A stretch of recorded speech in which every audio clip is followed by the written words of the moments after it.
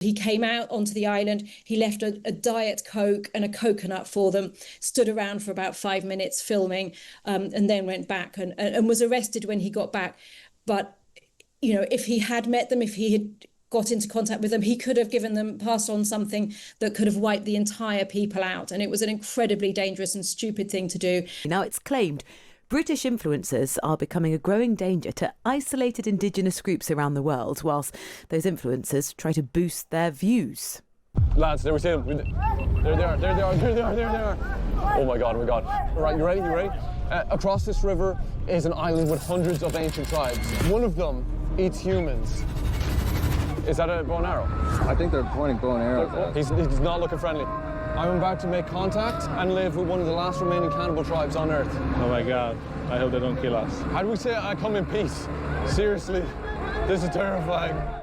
I mean, there's so much glee in his voice there, isn't there? That's the YouTuber Dara Tar's 3-day survival on Cannibal Island video.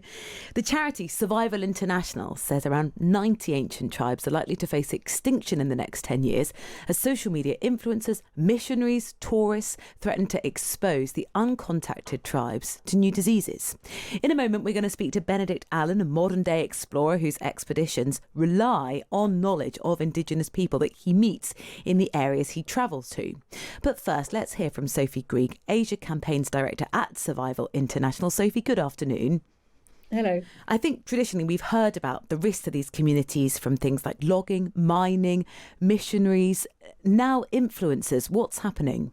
Yeah, I mean, absolutely. And still logging and mining are, they're the greatest risks, and the extractive industry is the biggest risk to uncontacted peoples.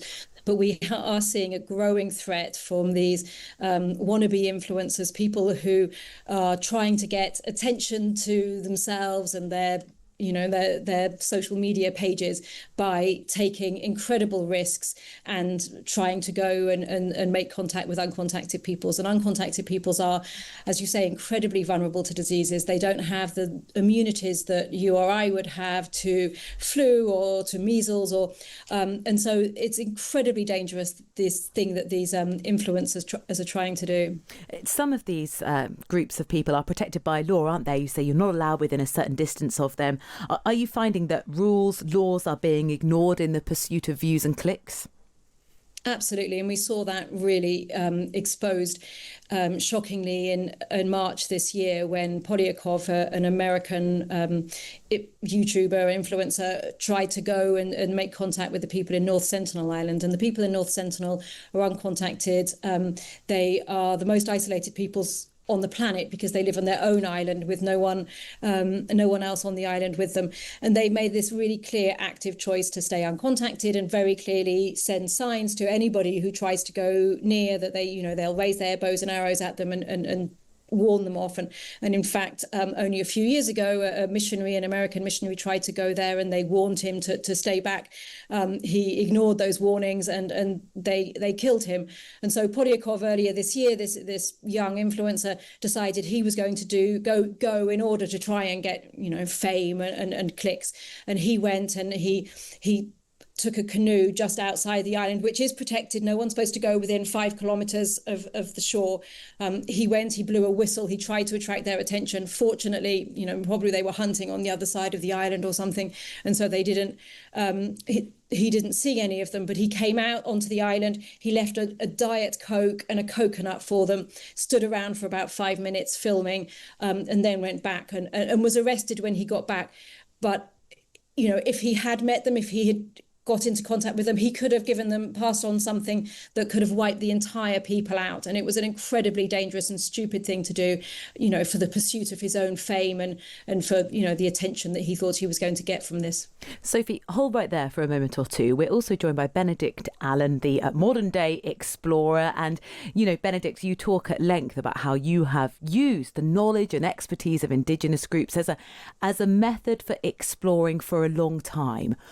What have you in the past been considering before you make contact with a group who may not have had contact with any other human up until that point? Well, I should say that nearly always these are people who are very much contacted, and there's so much knowledge from Indigenous people that we can all share from. And so I try and go with a sense of humility and learn very, very quietly with communities that have regular contact with the outside world. There have only been lots of people in my entire career who you could say were uncontacted. I don't think I now would ever approach such communities, but I was invited both times into these communities, and that's a very, very big difference.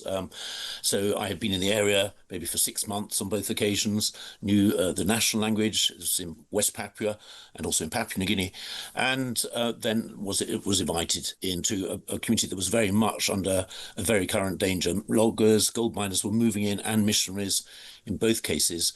So the time was running out for both communities, and they were very aware of it, and they knew I was in the area, and I was asked to go in and record a way of life that they knew was going to end. So very, very different circumstance, but I try and go in very, very quietly, and certainly not for clicks or anything like that. It's simply as someone with a background of environmental science and with 40 years experience of living in rainforests and so on. You mentioned that you wouldn't do that now. Why so? I think I'd just be more...